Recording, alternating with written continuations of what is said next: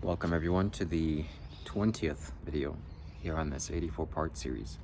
Tomorrow is going to be the 21st video, which is going to be a very special video. I'm going to share with you something very profound and powerful.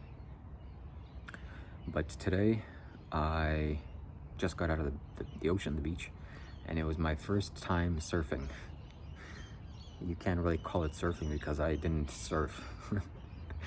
I struggled to get to the point where the surfers were because I didn't know how to paddle correctly and lay on the board properly, and the waves kept pushing me back. So as I made 1 foot of progress, 2 feet, I was set back because the wave just pushed me and my board all the way back to the shore.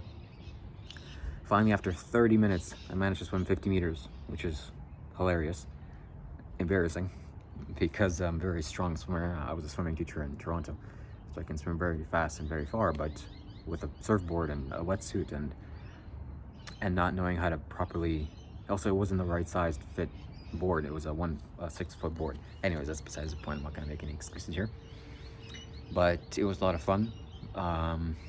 Swam into the deep end where the quality of the water is much different than in the shallow end, and I managed to ride one wave on my knees, which was fun.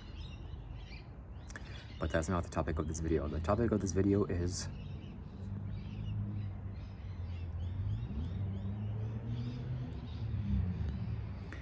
subconscious communication.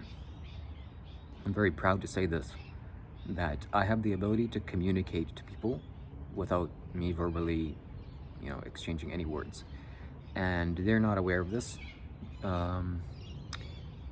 You can actually say that I have the ability to influence other people's minds without me having any contact with them whatsoever.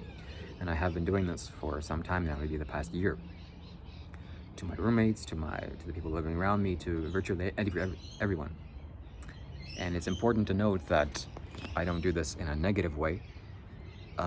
Nature is set in a way, fortunately, that it's very easy to do good things. It's effortless, and it requires a lot of effort and energy to commit heinous crimes.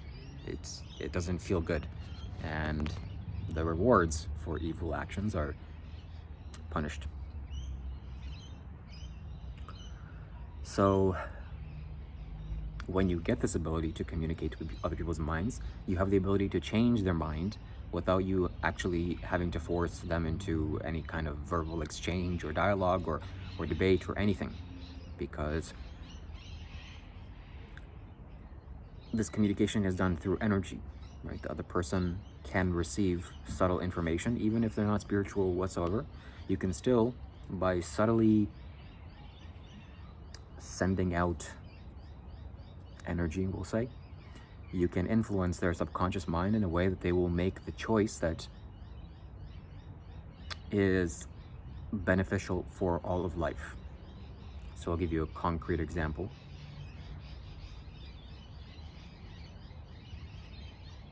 Someone I'm living with, this person has a responsibility of taking care of a child. And I can see through their interaction that this individual hasn't learned the lessons that are necessary to have a child. He just hasn't learned it. And it's causing a lot of friction and a lot of stress and turmoil and struggle in that relationship, which people aren't taught how to raise children, unfortunately, here. But it's a very easy solution to fix. And I'm not going to go up to him and say, hey, you're doing this wrong, you're teaching your son wrong. Yeah, that's not my place to do so. But I can do it in a subtle way through his imagination or through his subconscious mind. And I have the tools to do so. This is not just, my own ability. Give me 1 second.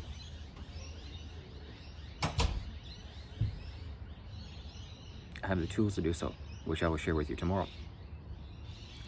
And with these tools, I can present a new idea to his mind, and it's very natural. It's not it's not like a laborious process. I can present a alternative or a solution or a lesson to his mind, and he can accept it within seconds or a minute max. And then the next day, the relationship between him and his son will change, and it has changed. And I have been doing this consistently for a long time now.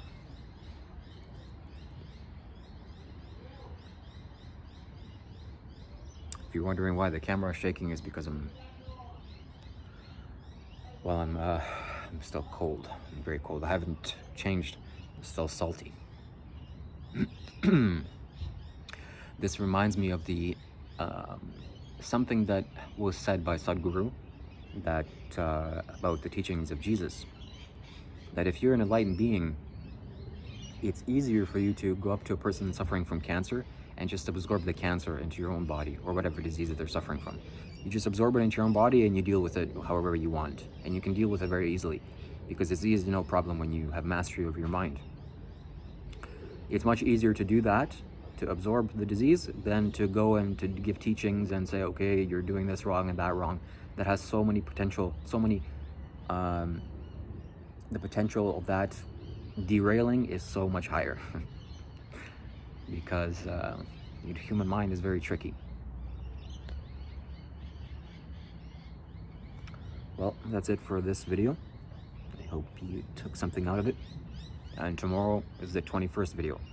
I'm going to share with you something that is very powerful to me, and it will be very powerful for you to see that video that I'm going to make, and to show you the tools that I have.